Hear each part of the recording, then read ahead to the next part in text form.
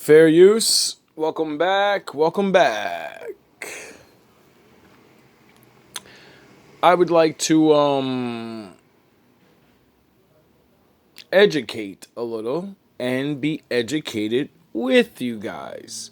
So I can prove that, I'm not the smartest man in the world and prove that I use my phone to learn. And now we're going to learn together. Because in a video a while back, I said the word erroneous. I believe it was in the fair use as the days of Noah video. And I never knew what that word meant. And I said, oh, I like that word. That's a good one. I think that means like something like bad. You know what I mean? Like it's erroneous. And my ears trigger to hearing words, and then the word I hear gives me thought. So when I heard erroneous, I made the judgment of it has to mean something like bad, or like a judgment of something bad like that. I forgot exactly what I said, but I said something like that. And let's find out what it means. What is the meaning and definition of erroneous? Erroneous. It means containing or characterized by an error. The clip art shows a mathematical calculation containing an error. Let's look at an example. The picture shows a young woman walking down the street with an older man. Sentence example. He came to the erroneous conclusion that she was in love with him. Note, in English, the informal phrase sugar daddy refers to an older man, usually rich, who gives money or gifts to a younger woman in exchange for companionship or sexual favors. This is a part of my course, Build a Powerful English Vocabulary at Udemy. The full course includes another 4 illustrated sentence examples for the word erroneous, plus these words. Empower your vocabulary with these 25 words: affable, aggressive, arduous, bent, biased, conventional, delinquent, detrimental, erroneous, expendable, extraordinary, fragile, gracious, gradual, hospitable, impressive, impulsive, relevant, remiss, ridiculous, squalid, supercilious, suspicious, sympathetic, wooden. Build a powerful English vocabulary. Now, how many of those words do you know? I don't know all of them, but I do know some of them. I'm going to pick out the ones I don't know, and we're going to learn together. Now, I don't know which words you know, so, maybe you can pause the video, go back, listen to them again, and then you do what I do. You get your phone, you turn it on, you type in the word or you say the word into your phone, and you put the meaning behind what's the meaning, and then boom, you're going to learn a new word that you don't know. So pick out one of the words you don't know that sound really dope, that you're like, yo, I like that word. I want to be able to, I want to say that in a conversation. Like, that's how you get better with conversation. And when you begin to build a better vocabulary, women talk to you because you don't sound like a fucking dummy.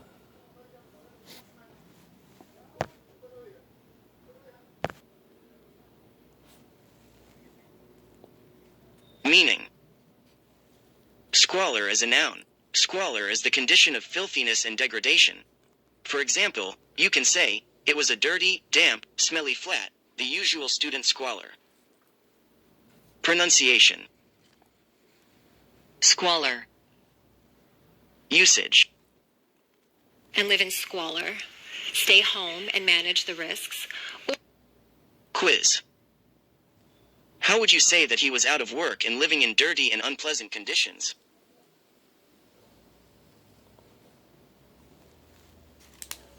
He was out of work and living in squalor. Visit accenthero.com to get free personalized feedback on pronunciation of squalor.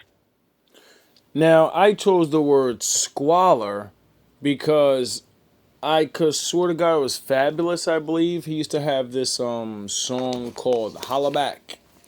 Holla Back, girl. Woo, woo. Holla Back. Woo. Remember that song? Now, for some odd fucking reason in my lifetime, I come across a lot of words watching a lot of different things. Now, I think I heard this word watching mythological movies or night movies because squalor is an older English word. It's like you said, it's English, and that word is a word that is usually used from the old days. But words still are here, and so I used to, instead of saying holla back girl, woo woo, I used to be like squalla back girl, woo woo, and I didn't know what the word meant. I just heard it, and then I'm a rapper, so this is before I rapped, and it was weird because I used to say that shit. Like I remember I used to say that to chicks and shit, like yo squalla back at me, and I didn't even know what I was saying. Now, this is what I mean by being a man and learning the words you use, or you may say words and you don't know. Do you realize how stupid I made myself look in front of any woman that actually knew what squalor means? I'm sitting here telling her to degradate her, get filthy with me. Squalor back at me, talk to me dirty. Talk filthy and degraded to me in the eyes of the Lord. I'm over here thinking I'm talking about holler back at me, like talk to me, come talk to me, shorty, squalor back. I wonder why the Lord made none of them come talk to me. I doubt they knew what the word meant. But their soul does. You feel it. When people use dirty words, it sounds dirty. It makes you feel weird. Like when you say love, you don't feel the same as you do hate, jealousy. I want to read something. This is a deep analysis of the name James. Not the greatest reader, bear with me. The origins of the name James is Greek.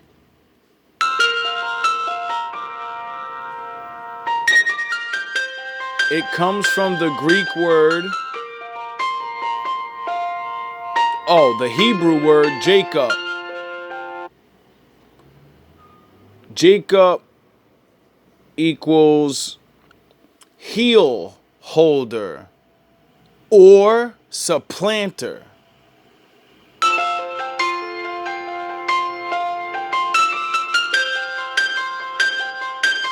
James equals heel holder or supplanter. The name James appears in the Bible 42 times. Damn, I didn't know that. An apostle and brother of the Apostle John, called James the Greater or Elder, and James the half brother of Christ. Oh, I get it. There's a lot of 42 different times the word James appears in the Bible, but all the times that it appears in the Bible, they're not talking about the same guy. There's a guy called James the Greater, and there would be, I guess, James the brother of Jesus, and then I read about some other guy named James the Less. So there's James the Greater, at James the Less, and then there's James the half brother of Christ. That's crazy. I didn't know all of that.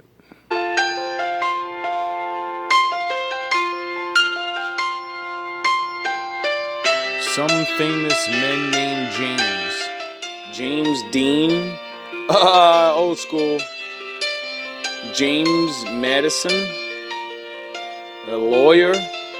The first guy was a singer. James K. Polk or something. I think he was vice president. James Cook, a navigator and explorer.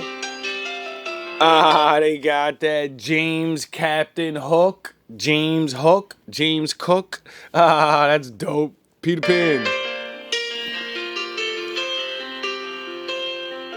That's crazy. You can learn a lot about your name. So, my name means Jacob in Hebrew. And Jacob was the father of the Israelites. That's crazy. Like, I knew that, but, I mean, just the way that like I've heard of it, but I never read it like that, like the heel holder and all that. I mean, it says Jacob's the heel holder because he when he got birth, he was holding he was a twin brother. They were both in the belly, and his older brother came out first, and it says that he was holding on to his heel, and then he came out second. Let's learn something. Have you heard of Executive Order 14067? Now I paused the video. I was looking for some other words, and I end up stumbling across this, and it says the meaning of Jack and the beanstalk, and Jacob's ladder, Jesus, and more. So that's a lot of J's. And I learned a while ago Jack is an English name, which means James, or is it a British name? Jack is a British name that in the Greek it's James, and then in the Hebrew it's Jacob, which is dope. All three names are the same name, just for different languages. Is going down to matter, but the spirit red, the phallic of mankind, is going up back to the heavens. And it's just Jacob's ladder. Jack in the beanstalk. Jack plants some seeds, climbs the beanstalk. There's a goose that lays a golden egg and a giant up in the heavens. Jacob, he's also planting seeds and looking after Laban's sheep and making sure that the cattle and the sheep of Laban are producing spotted and mottled and all sorts of different animals. And then he lays his head on the stone of scone, which is basically the sacrum. These 5 fused bones, that's the stone of scone. It's very big, it's triangular. He's talking about your tailbone all the way up to like the lower of your back. He's talking about that bone in the spine. He has like a graft out and shit. Jacob lays his head on the stone of scone, sees a ladder with angels going up and down, and it's a 33-rung ladder. So the ladder is 33 steps or whatever, but your back, your spine has 33 bones. And the stone that it says, I guess what he's saying is your pelvis bone. And how do you lay on it said he laid down. How do you like lay your head or whatever on your pelvis bone? Oh, I get it. He sat down and he thought. He used his fucking brain. And he thought things. He probably asked himself questions because you're probably by yourself when you're thinking. And then it said he had a dream. Don't they say you have daydreams and stuff? Jesus dies at 33, gets crucified up in Calvary, the cranium, Golgotha, the skull, because this is where you get crucified, at the optic thalamus. That's the golden eggs of Jack and the beanstalk. And that's the place that Jacob, when he saw God face to face, he said, I've seen God face to face on top of the ladder. I struggled with an angel, and I got my name changed to Israel. And I called that place Peniel, pineal. It's all in the Bible.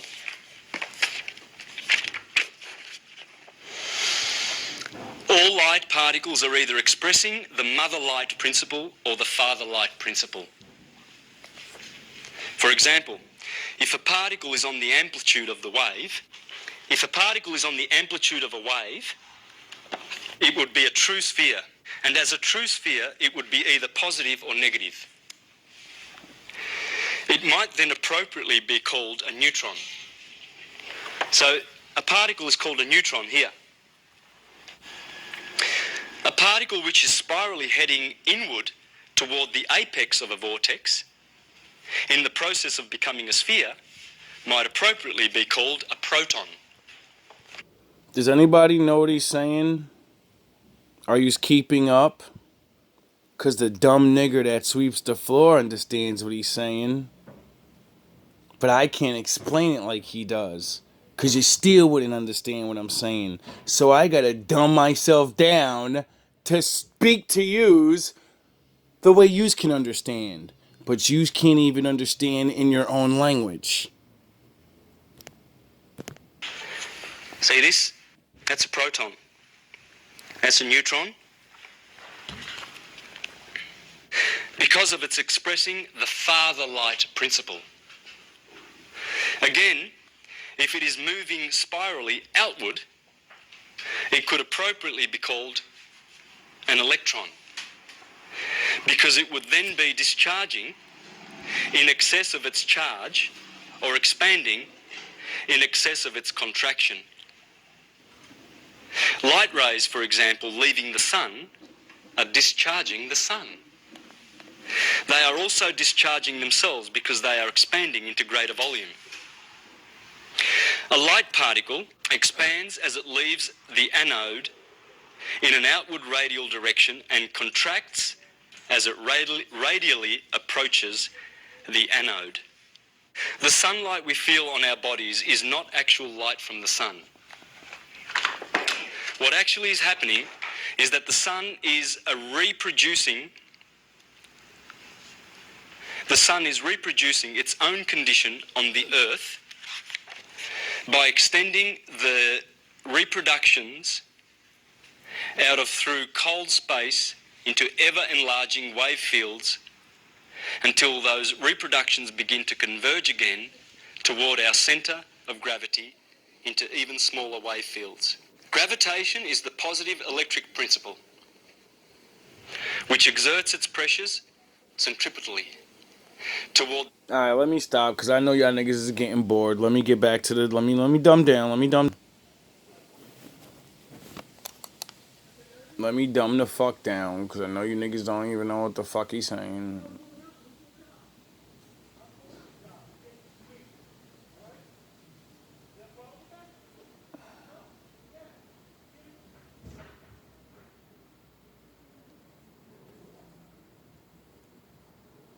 Hi, where can I get a cab? タクシーを得ることができますか? Welcome back to our September giveaway marathon.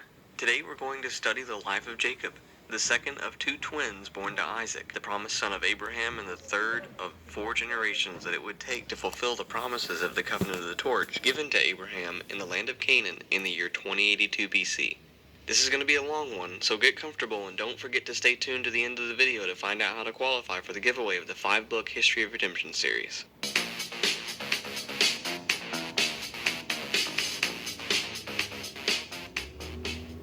For a quick review, Isaac was born to Abraham when he was 100 years old, and though he was not Abraham's first son, he was the first son born to Abraham by his wife Sarah, and the only son promised to him by God. Isaac's mother, Sarah, died when he was 37 years old, and shortly thereafter, when he was 40 years old, he married Rebekah, a once-removed cousin born to his father's nephew, Bethuel. Sadly, Isaac and Rebekah had no children for the first 20 years of their marriage.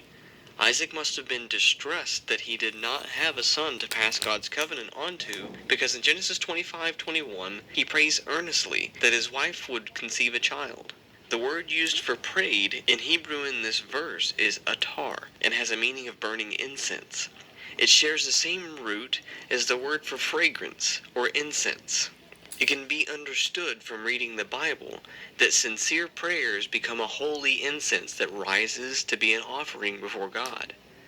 Isaac persevered in prayer for 20 years, and at last God heard his prayer, and Rebekah bore him not one, but 2 sons at once. Esau and Jacob were born to Isaac when he was 60 years old. Let's read Genesis 25 verses 21 through 26. Isaac prayed to the Lord on behalf of his wife because she was barren. And the Lord answered him, and Rebekah his wife conceived. But the children struggled within her, and she said, If it is so, why then am I this way?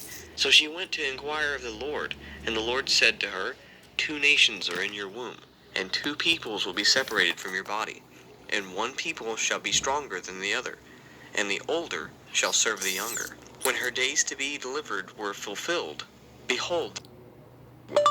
What is the meaning of Israel? Now the first came forth red all over like a hairy garment, and they named. Shalom, shalom aleichem. This is a separate video that I decided to do. This is I was stemming supposed to from pour another that. video Pause that. I Damn. had done. But I wanted to clarify what this is. I didn't want you to go through a long video just to get to this. Yeah, well, I fucked that up. What does Yisrael mean? Well, it is Israel, and not Israel, but you know, again, modern times, it's Israel. So we have,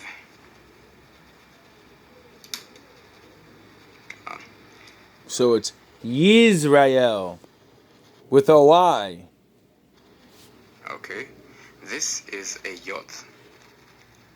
Yisrael. You have the Yod there, which Yisrael. it is he. Then you have Shin Resh, Sar. Sar. What does Sar mean? Sar is a prince, but they also have a few more meanings. It means master. You ever notice that the Y, if you turn it upside down, it becomes an H? What if it's Hisrael? It means the head. It means a chief.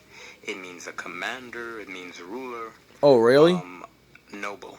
Really? So that's what it means. Really? Okay. That's Master, what Israel means? Head, chief, commander, ruler, noble. So Jacob means heel holder or supplanter, meaning he's going to supplant somebody.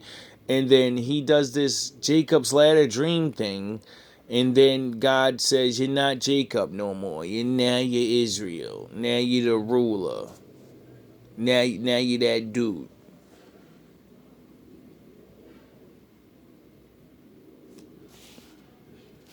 I mean, that's what it kind of said, I think. Master. It means the head. It means a chief. It means a commander. The chief. 201, baby. It means ruler. Noble. Noble. So that's what it means. Let's see what that word means. Noble. Impressive in appearance. A noble tree. Baronial, imposing, stately. Having or showing or indicative of high or elevated character. A noble spirit. Inert especially toward oxygen. A noble gas such as helium or neon. Ever belonging to or constituting the hereditary aristocracy, especially as derived from feudal times. That's over your head. Of noble birth. Birthright. A titled peer of the realm. Lord, nobleman. Become our student and get access to a Oh, so that's what noble means. A whole bunch of biblical stuff. I gotta start using these words. See, I learned this impressive word a while ago, but I don't use it because even educated people don't use it. And I started bringing it out recently, and I put it in a rap. And I was like, damn, man, I don't know if I should use this because I'm going to say it and niggas is not going to know what it means. So I did it anyway because I said, fuck it. I can make them know what it means or something. And so when I start like calling you people troglodytes, and you look at me with your stupid face, with the stupid look like, what's that? I'm gonna let this show you what it is, so you know what I'm saying to your face, so you don't give me the stupid look. You can either give me the mad face, or be like, that's fucked up, dog. Like, why you saying that? And then we can have a discussion about why you don't have to be a troglodyte. Why you think like a troglodyte. And why you get the same results as a troglodyte.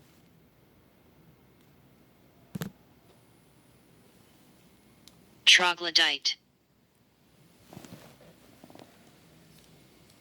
A member of a supposed prehistoric race that lived in caves or holes. A caveman.